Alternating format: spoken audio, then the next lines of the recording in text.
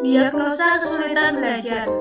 Pengertian diagnosa kesulitan belajar yaitu kesulitan belajar menunjuk pada sekelompok kesulitan yang dimanifestasikan dalam bentuk kesulitan yang nyata dalam kemahiran dan penggunaan kemampuan mendengarkan, bercakap-cakap, menulis, menalar, atau dalam bidang studi matematika.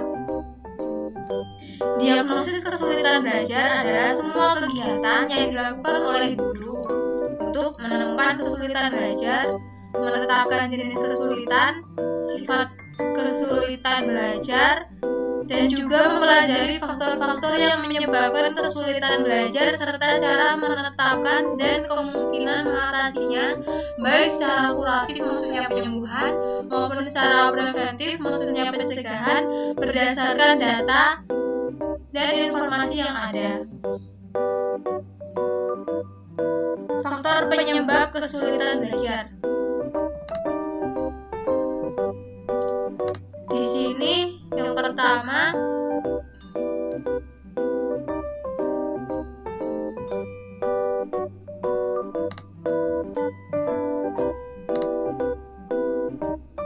ada faktor intern dari dalam manusia,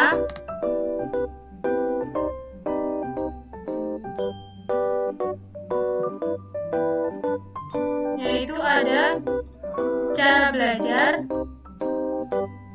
Cara belajar ini isinya frekuensi belajar setiap hari, lalu cara mempelajari bahan pelajaran, waktu belajar, dan cara mengerjakan tugas. Kemudian ada faktor fisiologis, yaitu faktor fisiologis karena cacat, yaitu ada cacat tubuh ringan dan cacat tubuh tetap. Kemudian ada faktor fisiologis karena sakit dan karena kurang sehat. Kemudian ada faktor psikologis, yaitu diantaranya ada minat, intelijensi, tipe khusus seorang pelajar, kesehatan mental, bakat, dan motivasi. Kemudian kita beralih ke faktor eksternal yang berasal dari lingkungan keluarga, yaitu ada keadaan ekonomi keluarga, ada ekonomi sedang, ekonomi yang kurang atau miskin, kemudian ada ekonomi berlebihan atau kaya. Kemudian ada suasana rumah tangga, faktor orang tua yang meliputi cara mendidik anak, hubungan orang tua dengan anak, contoh atau bimbingan dari orang tua.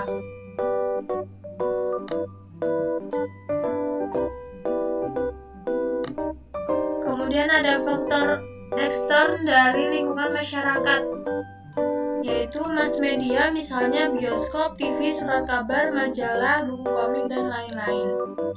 Lingkungan sosial, yaitu meliputi teman bergaul, lingkungan tetangga, aktivitas dalam masyarakat.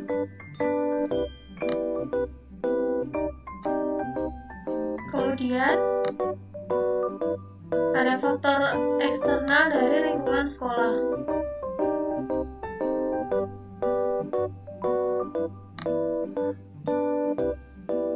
Waktu sekolah dan disiplin kurang.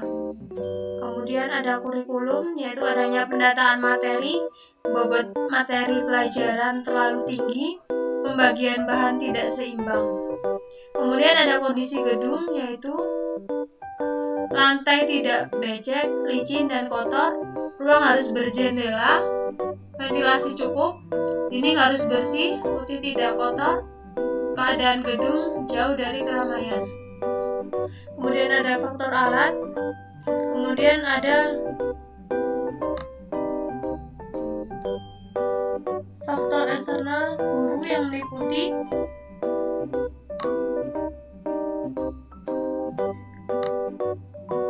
metode belajar yang dapat menimbulkan kesulitan belajar. Guru menuntut standar pelajaran di atas kemampuan anak. Guru tidak berkualitas. Hubungan guru dengan murid. Dan guru tidak memiliki kecakapan dalam usaha diagnosis kesulitan belajar.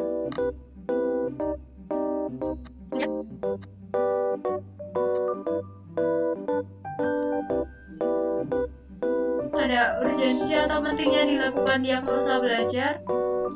Yang pertama yaitu membantu peserta didik untuk berkembang sesuai dengan kemampuannya. Kemudian untuk membantu guru lebih mengenal peserta didiknya. Kemudian diagnosis terhadap kesulitan belajar sangat penting karena dengan tindakan positif terhadap perbaikan sangat dituntut. Untuk memahami jenis dan karakteristik serta latar belakang kesulitan-kesulitan belajar, kemudian menghimpun dan mempergunakan berbagai data informasi lengkap dan seobjektif mungkin. Kemudian, untuk mengambil kesimpulan dan keputusan serta mencari alternatif kemungkinan pemecahannya.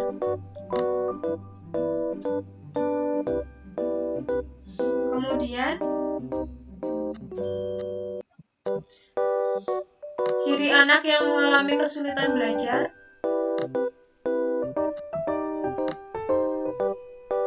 Ini ada menunjukkan perilaku yang menyimpang seperti suka membolos sekolah, kemudian terlambat dalam melakukan tugas-tugas kegiatan belajar maupun terlambat datang ke sekolah. Kemudian ada prestasi belajar yang rendah ditandai dengan adanya nilai yang diperoleh di bawah standar yang telah ditetapkan. Hasil yang dicapai tidak sesuai dengan usaha yang dilakukan. Dan menunjukkan sikap yang tidak peduli dalam mengikuti pelajaran. Kemudian menunjukkan adalah gejala emosional yang menyimpang.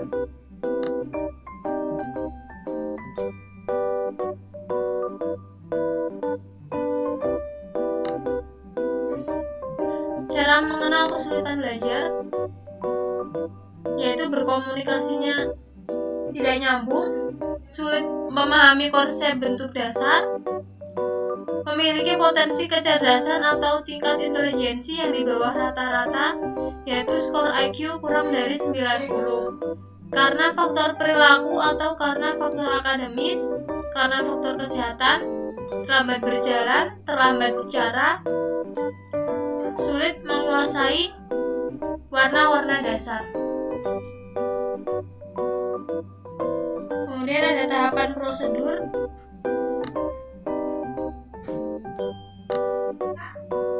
Melakukan diagnosa kesulitan belajar. Yang pertama, mengidentifikasi siswa yang diperkirakan mengalami kesulitan belajar. Yang kedua, melokalisasikan kesulitan belajar. Yang ketiga, menentukan faktor penyebab kesulitan belajar. Yang keempat, memperkirakan alternatif bantuan. Yang kelima, menetapkan kemungkinan cara mengatasinya. Dan yang keenam, tindak lanjut. Kemudian,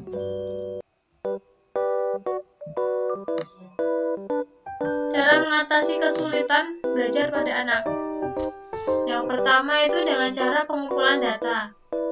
Kemudian yang kedua dengan cara pengolahan data. Yang ketiga ada diagnosis. Kemudian treatment atau perlakuan. Kemudian prognosis, maksudnya ramalan, dan kemudian ada evaluasi. Demikian yang bisa saya sampaikan. Kurang lebihnya mohon maaf. Terima kasih. Wassalamualaikum warahmatullahi wabarakatuh.